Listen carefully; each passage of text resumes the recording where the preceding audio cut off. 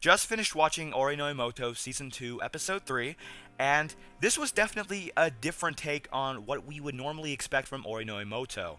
This time going into the personal backstory of Saori.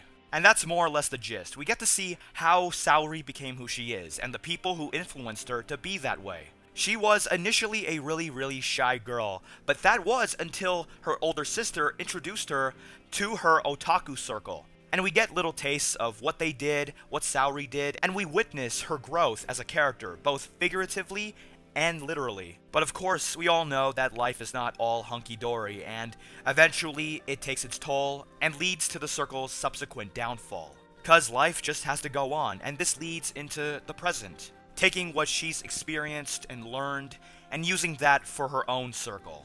And all of this made the episode pretty refreshing because, Ori no Imouto is all about, nonsensical stuff, some fun stuff, some comedy, some humor and stuff. But here we have some serious insight on a character that we didn't have much insight of, which made for a somewhat different experience in comparison to the rest of the series. And really, getting to know Saori herself alone is a pretty big deal for me. Because while I would have preferred it to stick to our main characters, it's great that we finally get some insight on why she is the way she is. Insight which, up until now, was sorely lacking, at least in anime form.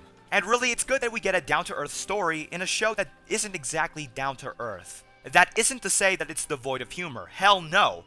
It's Ori no Imouto, of course there's going to be humor here and there. There are a few moments of fun to be had here, as well as having these different characters with their own characteristics. Doing this, all the while giving us a certain level of depth that I wasn't expecting at all.